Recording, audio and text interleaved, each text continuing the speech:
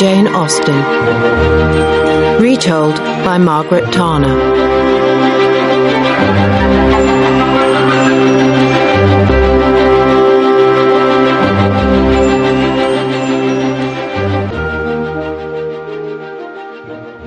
Chapter 2. Harriet Smith. Harriet Smith lived at Mrs. Goddard's school, but Emma often invited the pretty girl to Hartfield. Very soon, Harriet was given her own room in the Woodhouses' home. She saw Emma nearly every day and listened carefully to all her advice. In the summer, Harriet had stayed with the Martins of Abbey Mill Farm. The farm was on Mr. Knightley's land, near Donwell Abbey. The farm was owned by Mr. Knightley, and Robert Martin looked after it for him. Harriet talked a lot about the Martins. She told Emma about the size of the farm, the different animals, and the kind Martin family. Emma noticed this, and she decided to find out more about them. "Mr. Knightley says that the Martins work very hard," Emma said one day. "Mrs. Martin, her daughter and son-in-law, look after the farm well." "Oh, Mr. Martin, Mr. Robert Martin, is Mrs. Martin's son.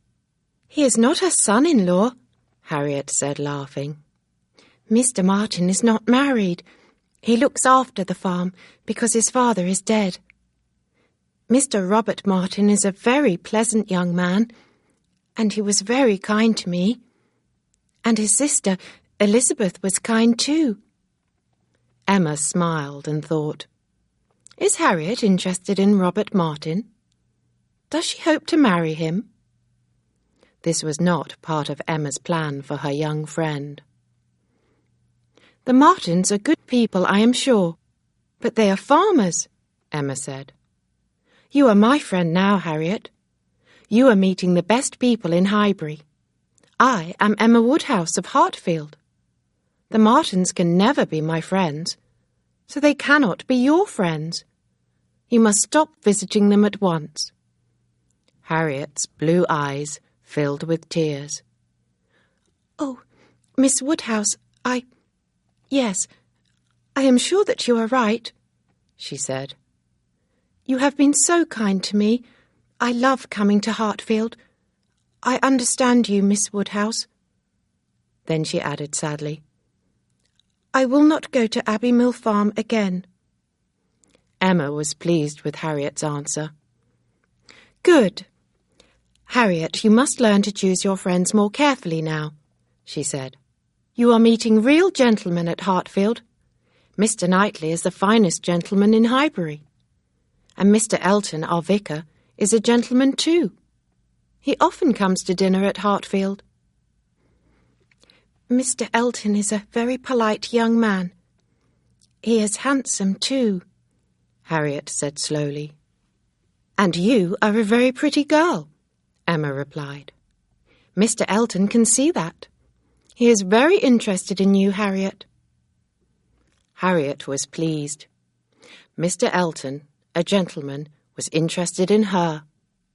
Miss Woodhouse said this, so it must be true. Mr. Elton came to Hartfield that evening.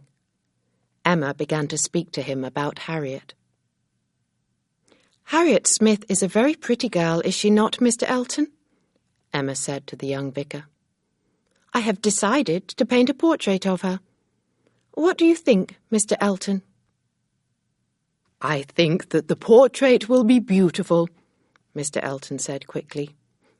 "You are such a good artist, Miss Woodhouse. Anything that you do is perfect.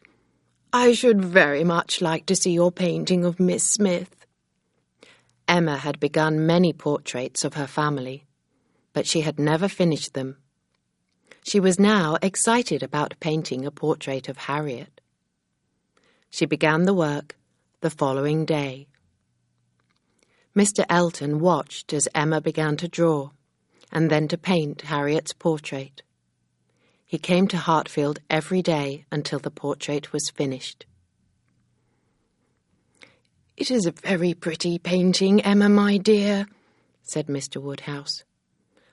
"But in your portrait, Harriet is sitting in the garden. She is not wearing a shawl. She will catch a cold." Mr. Knightley looked at the portrait too. "You have made Harriet too tall, Emma," he said. "Oh, no, no," Mr. Elton cried. "This portrait of Miss Smith is perfect. Miss Woodhouse is so very clever." Then Mr. Elton added, "A beautiful portrait must have a beautiful frame. Let me take the painting to London for you, Miss Woodhouse. I shall get it framed there." Emma was very pleased. "Mr. Elton is in love with Harriet, I am sure," she said to herself. "My plan is going well. Soon Mr. Elton will ask Harriet to marry him." That evening, Harriet came to Hartfield for dinner. She was holding a letter in her hand, and she was crying. "Please read this letter, Miss Woodhouse," Harriet said. "I want your advice. Please tell me what to do." Emma read the letter quickly. It was from Mr. Robert Martin, and it was a proposal of marriage. Mr. Martin was asking Harriet to marry him. "What must I do, Miss Woodhouse?" Harriet asked again. "You must answer the letter, of course," Emma replied. "Yes, but what must I say, Miss Woodhouse?" Harriet cried. "It is a good letter. My answer must be well written too. Please help me." "Write the letter yourself, Harriet. Then I shall read it," Emma said. "Mr. Martin will be unhappy, but your refusal must be very clear." "My refusal?" Harriet repeated slowly. "I have to tell him that I cannot marry him, Miss Woodhouse." "Of course," Emma said. "You must refuse him. You cannot marry a farmer, Harriet. You are my friend, and I am Emma Woodhouse of Hartfield.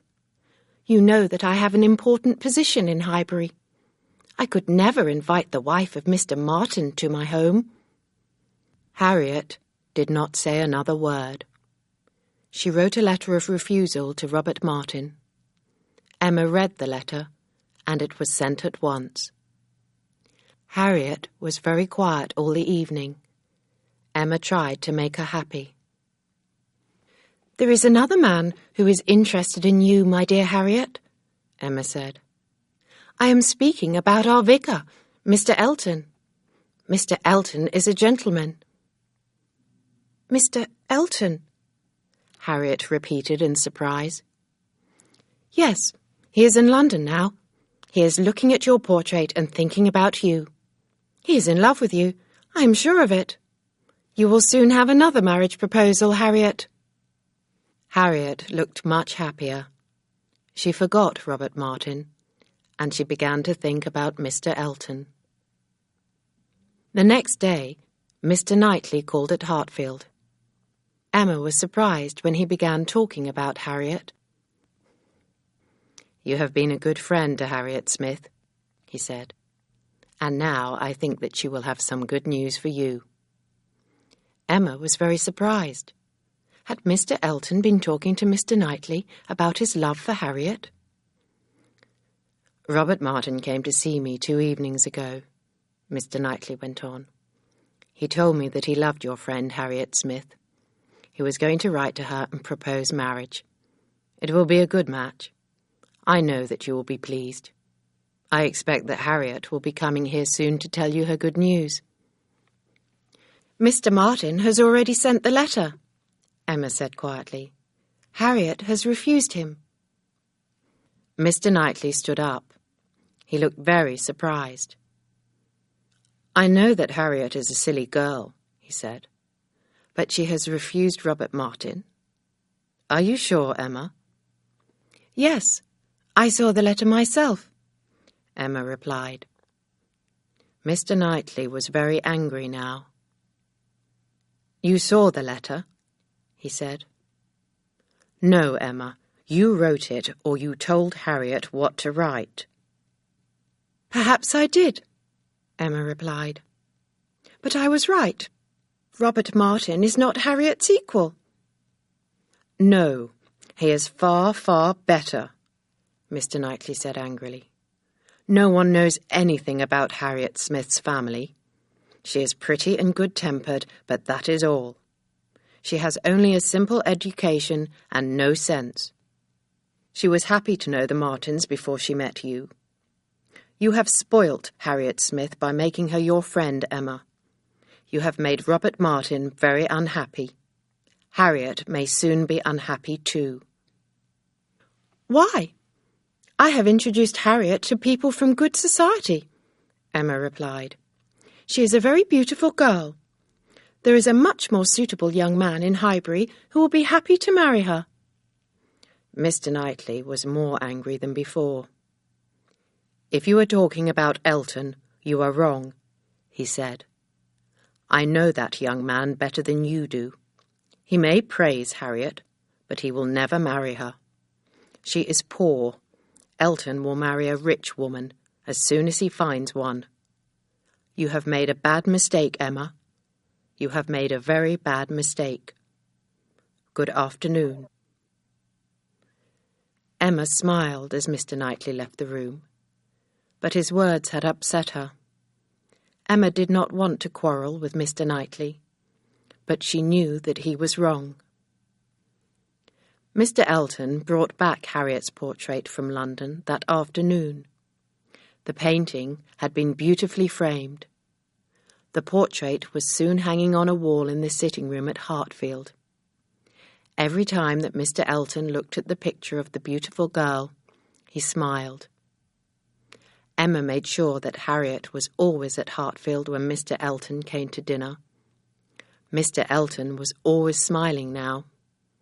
Emma thought that she knew why.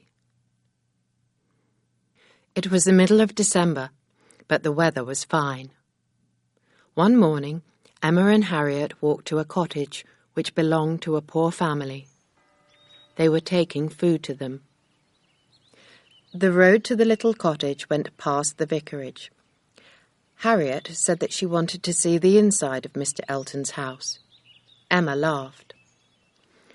"You will soon be married to Mr. Elton and living there yourself," she told Harriet. "Then I shall be happy to visit you in your own home." Harriet blushed. Her face became red, but she looked very happy. "I am very surprised that you have not married Miss Woodhouse," Harriet said cheerfully. "You are so beautiful and so clever." "I am happy as I am," Emma replied. "I do not think that I shall ever marry. Why should I? I have my own home and a loving father. I have money too. But if you do not marry, you will be like Miss Bates in the village," Harriet said sadly. "People will feel sorry for you." "Miss Bates is poor. That is why people feel sorry for her," Emma replied. "I am rich. I shall be busy and happy all my life. My sister has 5 children, my nephews and nieces. When I am old, I shall be able to enjoy their company." "Miss Bates has a niece," Harriet said. "Do you know her?" "Oh, yes. Jane Fairfax," Emma replied. "Miss Bates is always talking about her. I am tired of hearing her name. I always have to meet Jane Fairfax when she comes to Highbury. Her aunt thinks that we are friends. But Jane is very cold and unfriendly. I do not like her." By now, Emma and Harriet had reached the poor family's little cottage. Emma spoke kindly to them and gave them the food. Very soon, the 2 friends were on their way home again. After a few minutes, they saw Mr. Elton walking towards them. The young vicar smiled.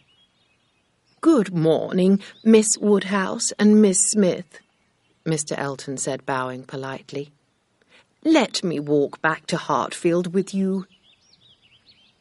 If Harriet was alone, Mr. Elton might propose to her, Emma said to herself. Then she had an idea. As they came near to the vicarage, she began to walk more slowly. "My bootlace is loose. I must tie it," Emma said. "Please go on." Mr. Elton and Harriet walked on together. Emma bent down quickly and broke the lace. "Oh dear," Emma called out. "My lace is broken. Mr. Elton, may I go into your house? May I speak to your housekeeper? Perhaps she can give me another lace." Mr. Elton was delighted to help Miss Woodhouse. Soon they were all inside the vicarage. Emma went to see the housekeeper and left Mr. Elton and Harriet together. Emma talked to the housekeeper for as long as possible. Then she went to the sitting room. When she entered the room, Mr. Elton and Harriet were standing by the window. But after listening to their conversation for a few minutes, Emma was disappointed. Mr. Elton was talking about food, not love. "That young man is taking a long time to decide about marriage," Emma thought to herself. "But he will ask Harriet to marry him soon. I am sure of it."